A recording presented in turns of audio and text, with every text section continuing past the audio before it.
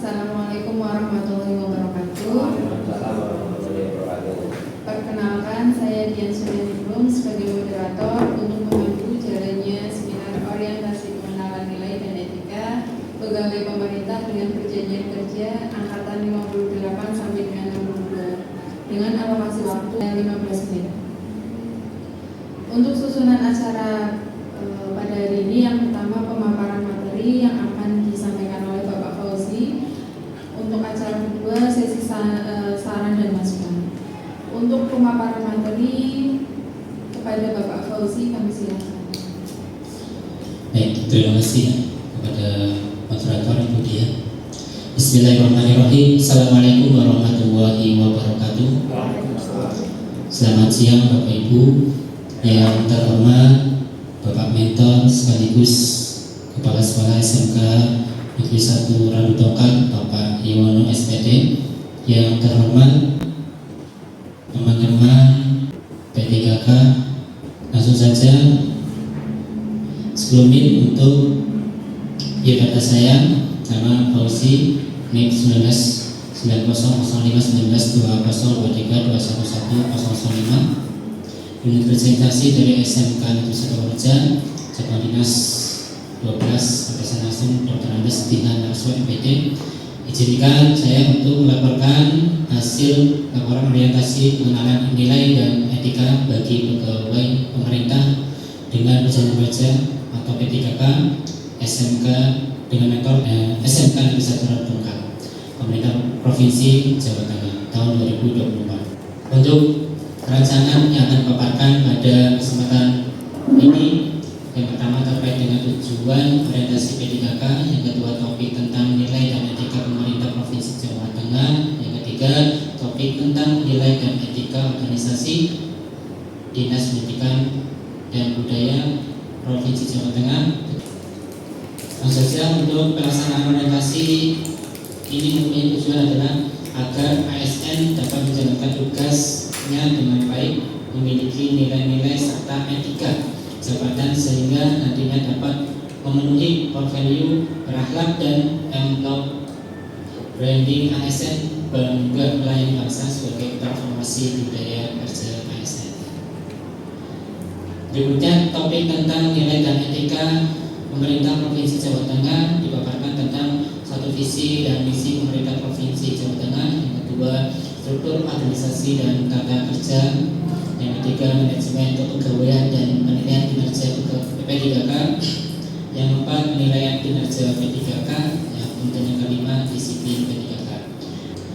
Kemudian rencana hasil kerja mempunyai pengertian bahwa sebuah dokumen atau perencanaan yang berisi tujuan dan target yang diharapkan dicapai oleh seseorang atau suatu unit kerja dalam periode waktu tertentu, biasanya 1 tahun dalam konteks P3K atau pegawai pemerintah dengan perjanjian kerja. Arti yang lain, perencanaan kegiatan, indikator kinerja serta hasil yang diharapkan dari pelaksanaan tugas dan tanggung jawab yang diberikan kepada pegawai tersebut. Isi dari RHK tersendiri, yang pertama adalah rencana kegiatan, yang kedua nanti ada indikator kinerja, yang ketiga target, yang keempat outputnya, kemudian yang kelima adalah nilai-nilai dasar dari RHK. Fungsi RHK itu sendiri sebagai alat perencanaan dan evaluasi yang memastikan bahwa pegawai menjalankan tugasnya sesuai dengan tujuan organisasi dan berkontribusi pada pencapaian visi dan misi instansi. Kemudian untuk rencana hasil kerja saya selaku P3K di SMK Negeri 1 Wambuja mengintervensi rencana hasil kerja dari atasan saya, yaitu Bapak Dr. Andes Dihan Narso MPD, di mana RHK-nya adalah terkelolanya pelaksanaan pembelajaran yang berfokus pada implementasi kurikulum operasional satuan pendidikan.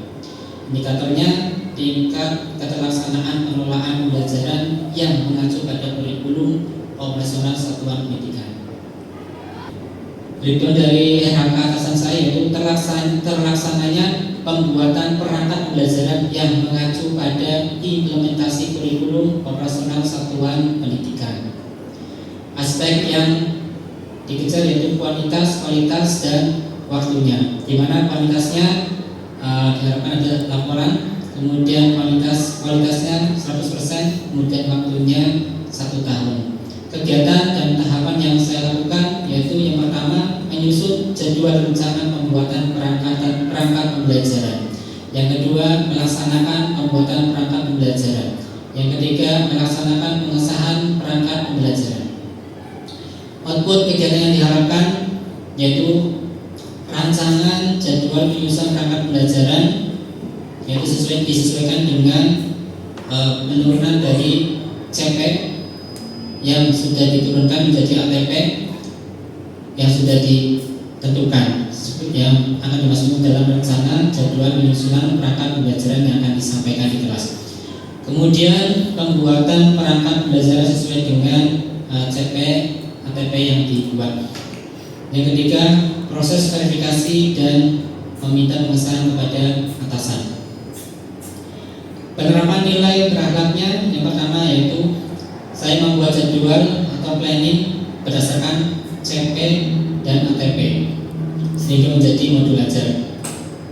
Kemudian yang kedua, saya melaksanakan pembuatan perangkat pembelajaran. Yang ketiga, saya melakukan proses pengesahan. Intervensi yang kedua yaitu saya terlaksananya proses pembelajaran yang mengacu pada kurikulum. Aspeknya kualitas, dan waktu. Targetnya untuk kualitas 1 dokumen, kemudian target dari kualitas 100%, kemudian waktu 1 tahun atau 2 semester. Kegiatan dan tahapan yang pertama menyiapkan dokumen presensi kehadiran. Presensi yang kita laksanakan di sana seperti yang sudah disampaikan teman saya tadi sebelumnya bahwa kurikulum sudah menyediakan presensi online, di mana presensi online ini dilakukan oleh dua orang, yaitu dari pengajar sendiri kemudian dari siswa yang ditunjuk di kelas masing-masing. Jadi selain pengajar itu presensi kegiatan pembelajaran dan juga ada perwakilan siswa yang memantau kehadiran guru.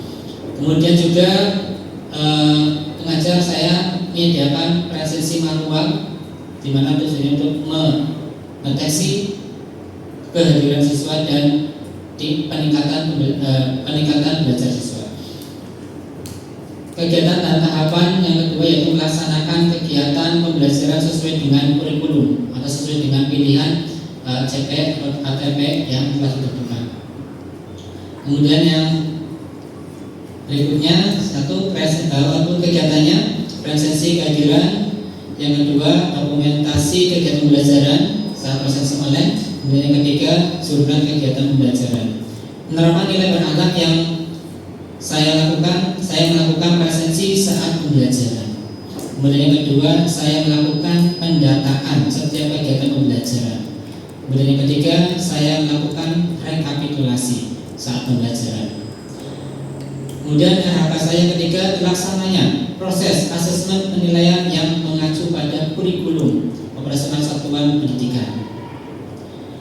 Meliputi kualitas, targetnya 1 dokumen, kualitas targetnya 100%, kemudian waktunya selama 2 semester atau 1 tahun. Kegiatan dan tahapannya yang pertama menyiapkan rencana asesmen tugas harian praktik dan akhir semester. Yang kedua melaksanakan asesmen tugas harian praktik dan akhir semester. Kemudian yang ketiga menyusun laporan hasil asesmen. Waktu kegiatannya hasil asesmen awal, yang kedua hasil asesmen tugas, kemudian yang ketiga hasil asesmen harian, yang keempat hasil asesmen praktik, dan yang kelima hasil asesmen akhir tahun. Penerapan nilai berakhlak yang saya lakukan, yang pertama saya melakukan kerjasama dengan teman sejawat dalam membuat asesmen belajar. Yang kedua, saya mencari referensi dengan cara mencari berbagai sumber untuk bahan asesmen belajar. Kemudian yang ketiga, saya menerima dari saran dan yang diberikan teman sejawat dan mentor dalam membuat asesmen belajar. Kemudian semuanya saya mengacu pada visi dan misi SMK Negeri 1 Purworejo yang dimana visinya adalah mewujudkan sekolah maju, unggul, mandiri dan berkarakter melalui terciptanya belajar Pancasila yang bernalar kritis, kreatif, mandiri, beriman, bertakwa kepada Tuhan Yang Maha Esa, berakhlak mulia, bergotong royong dan berkebinekaan global. Demikian Bapak Ibu Narsi naik motor kata tertinggal, bajunya basah. Terima kasih kepada Bapak Mentor SMK Negeri 1 Purworejo yang luar biasa. Mohon maaf atas segala kekurangan. Cukup sekian dari diri awam ini. Terima kasih. Wassalamualaikum warahmatullahi wabarakatuh. Waalaikumsalam warahmatullahi wabarakatuh. Terima kasih atas pantunnya Bapak Fauzi dan terima kasih atas pemaparan yang diberikan. Untuk sesi yang berikutnya yaitu saran dan masukan monggo Bapak Iwan kami silakan. Oh Pak Dedi, monggo Pak Dedi. Oh ya, itu untuk Pak Fauzi itu kayaknya visinya ada yang berbeda ya, apa itu memang inisiatif Pak Fauzi atau bagaimana? Ada lagi? Baik, saya terima kasih atas pertanyaan kepada Pak Didi. Betul sekali. Untuk visi misinya ini memang sesuai dengan arahan dari mentor. Kemarin diharapkan untuk bisa membuat misi. Jika nanti suatu saat akan memimpin suatu SMK, nah ini saya membuat visi di mana mewujudkan sekolah maju, unggul, mandiri dan berkarakter dan seterusnya terbenak sekilas dan juga melihat dari kondisi yang ada di SMK Negeri 1 Purworejo yang sangat sekarang. Yang beda yang mana ini yang beda dengan yang sekarang? Mungkin dari sisi karakter. Yang mana visi apa misi? Di visinya. Visinya. Dalam visinya itu yang pertama adalah pendidikan yang relevan dan berkualitas, menguasai infrastruktur dan teknologi. Serta yang kedua mengembangkan budaya berpikir positif, itu maksudnya supaya anak-anak di sana itu sudah berkarakter tapi lebih berkarakter. Ya, salah satunya yang tadi itu mengubah budaya masyarakat agar kondisi masyarakat dengan kondisi sekolah itu klop, ya. Kita perlu visi juga dari sekolah bagaimana untuk membuat kondusifnya sekolah bisa dimasukkan juga di misi sekolah. Sama ketika saya pertama aja di SMA Negeri 1 Purworejo,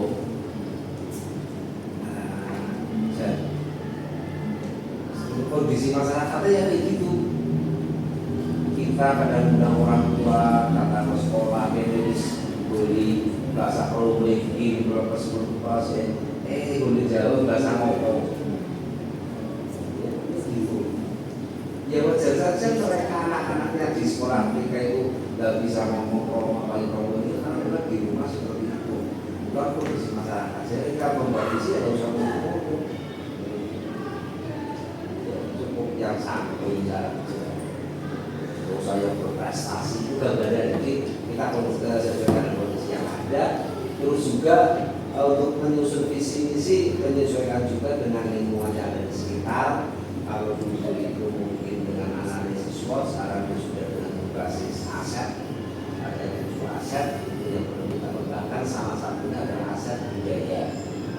Nah, di mana budaya sendiri itu muncul juga salah satunya dari pemahaman agama, kemudian etika, sebagai itu mempengaruhi budaya seseorang. Dari situlah gimana nanti bisa kita semua yang ada di sini itu mempunyai pemikiran ide yang cemerlang, ide yang kreatif, inovatif untuk memasukkan sekolah masing-masing. Itu saja materi saya. Demikian pemaparan seminar orientasi pengenalan nilai dan etika PTKK dengan narasumber Bapak Fauzi. Kurang lebihnya mohon maaf. Sekian, wassalamualaikum warahmatullahi wabarakatuh. Waalaikumsalam.